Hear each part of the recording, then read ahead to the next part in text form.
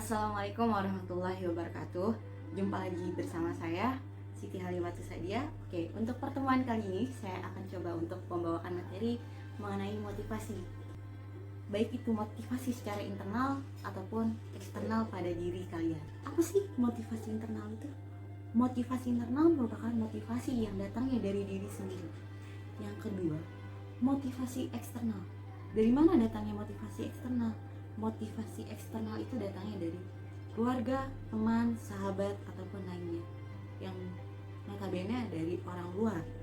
Mulai dari pengalaman pribadi saya menempuh pendidikan mulai dari taman kanak-kanak, madrasah ibtidaiyah atau setara dengan sekolah dasar, yang selanjutnya saya melanjutkan di madrasah sanawiyah yang setara dengan sekolah menengah pertama, dan setelah lulus dari madrasah sanawiyah saya melanjutkan ke sekolah menengah kejuruan atau biasa disebut dengan SMK.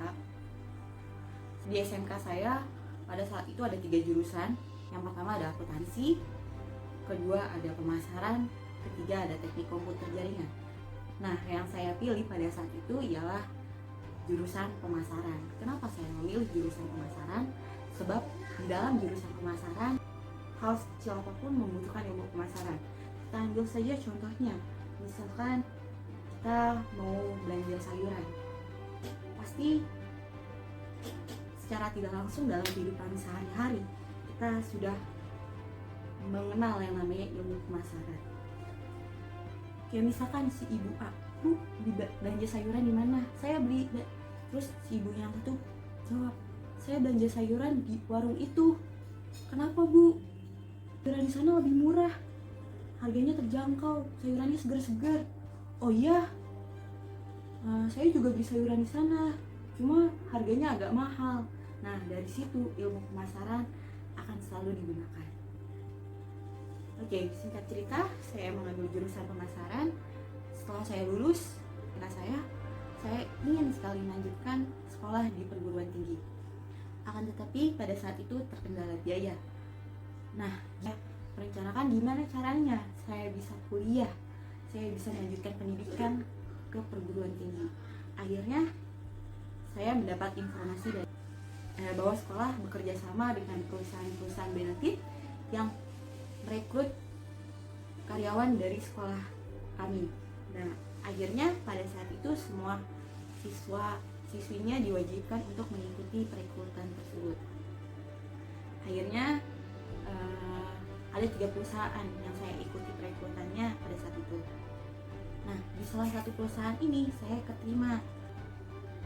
diterima untuk menjadi Sales Promotion Girl atau biasa dikenal dengan SPG. Nah, dari situ saya ragu, tapi saya balik lagi, saya ingin yang namanya melanjutkan pendidikan. Akhirnya saya konsultasi ke keluarga, dorongan motivasi dari keluarga atau bisa dikatakan dengan motivasi eksternal, yaitu dari keluarga saya. Saya konsultasikan ke orang tua saya konsultasikan ke abang saya. Akhirnya mereka menyarankan untuk saya menerima pekerjaan tersebut. Oke, singkat cerita, akhirnya saya menerima pekerjaan tersebut. Untuk lulusan fresh graduate saat itu saya menerima gaji sebesar 3.500.000. Akan tetapi tidak murni 3.500.000 saya terima, karena ada tabungan karyawan dan tunjangan BPJS Ketenagakerjaan. Dari situ akhirnya saya menerima kurang lebih 3.300.000. Ya, 3.300.000. Dari 3.300.000 itu saya merencanakan bahwa setidaknya 1 bulan itu saya menabung sejumlah 1 juta. Akhirnya 8 bulan kemudian uang tabungan itu terkumpul sejumlah 8 juta. Akan tetapi di bulan ke-8 itu saya mendapatkan musibah yang akhirnya uang 8 juta itu terpakai. Singkat cerita, saya merasa pesimis. Bagaimana caranya saya dapat mengumpulkan uang tersebut untuk mendaftarkan kuliah? Akhirnya bukakan jalan untuk saya. Saya lihat di TV bahwa UMR DKI dinaikkan. Akhirnya UMR pada saat itu 38. Nah, dari uang 3.800.000 itu juga saya tidak menerima pure murni 3.800.000, tetapi saya menerima sebesar 3.600.000. Dari uang 3.600.000 itu gimana caranya supaya dalam waktu 4 bulan saya harus bisa mengumpulkan uang setidaknya 10 juta. Dari situ saya berniat gimana caranya saya bisa meminimalisir pengeluaran saya dan saya sisihkan uang gaji saya sebesar 2 juta. Yang awalnya cuma 1 juta saya tabungkan dan sekarang harus 2 juta yang saya tabungkan. Gimana caranya? Dari situ terlihat keseriusan saya untuk mengumpulkan uang. Dan akhirnya saya memutuskan, oke, 1 juta untuk kebutuhan sehari-hari. Gimana caranya saya membelanjakan itu untuk kebutuhan pokok. Akhirnya uang 1 juta itu untuk kebutuhan pokok, 500.000 untuk pegangan saya, transportasi sehari-hari, dan dari mana saya makan? Apalagi saya kerja jauh dari rumah. Akhirnya saya memutuskan untuk bawa bekal nasi, bawa makan dari rumah. Ya udah, bawa makan dari rumah untuk makan siang saya kerja. Dan akhirnya alhamdulillahnya uang itu terkumpul sesuai dengan perencanaan. Walaupun nggak pure 10 juta, tapi hanya 8 juta yang terkumpul. Dari situ saya berpikir, kemana saya akan memilih perguruan tinggi? Sedangkan perguruan tinggi saat ini pasti membuka pendaftaran dengan harga yang tinggi. Saya bingung. Akhirnya saya cerita sama rekan kerja saya yang kebetulan ternyata dia kuliah sambil kerja. Akhirnya saya sharing dengan dia, dan ternyata dia kuliah di salah satu universitas di DKI Jakarta. Akhirnya saya mencari tahu tentang pendaftarannya bagaimana, administrasinya gimana, dan akhirnya saya meminta brosurnya pada teman saya. Singkat cerita, saya minta brosur. Akhirnya dari brosur itu saya menghitung rincian biaya yang saya akan keluarkan. Akhirnya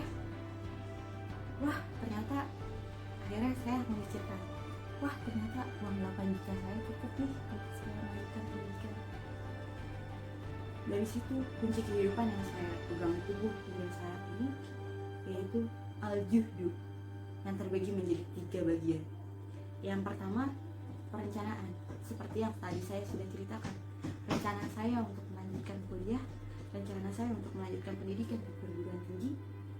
Dan yang kedua adalah kesungguhan. Gimana kesungguhan saya untuk mendapatkan apa yang saya inginkan. Ikhtiar dan doa harus berbanding lurus di dalamnya. Usaha saya untuk meraih apa yang saya inginkan dan doa yang saya panjatkan pada Tuhan Yang Maha Esa itu sangat berpengaruh di dalamnya. Sebab apa? Ketika saya hanya melakukan usaha tapi tidak berdoa, maka sia-sialah usaha yang saya lakukan. Begitupun sebaliknya, apabila saya hanya berdoa tetapi tidak berusaha, maka apalah yang saya dapatkan? Nah, yang ketiga ialah melawan hawa nafsu, melawan diri sendiri.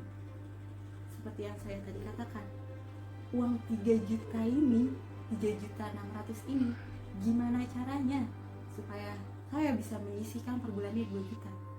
Dari situ hawa nafsu saya untuk berkeinginan untuk membelanjakan uang tersebut, untuk menggunakan uang tersebut, sangatlah banyak kebutuhannya. Akan tetapi hal itu harus saya lawan, karena kayak tujuan utama saya, keseriusan saya untuk mendapatkan hal itu. sangatlah menjadi prioritas pada saat itu. Maka dari itu, dari ketiga prinsip hidup ini yang sudah yang menjadi pegangan teguh dalam diri saya dan seolah-olah menjadi motivasi dalam diri saya, gimana caranya saya bisa menerapkan tiga hal tersebut dan mencapai apa yang saya tuju dan mencapai apa yang saya rencanakan. Oke, singkat cerita dari pengalaman pribadi saya, semoga dapat menginspirasi teman-teman semua. Kurang lebihnya mohon maaf. Wabillahi taufiq wal hidayah. Assalamualaikum warahmatullahi wabarakatuh.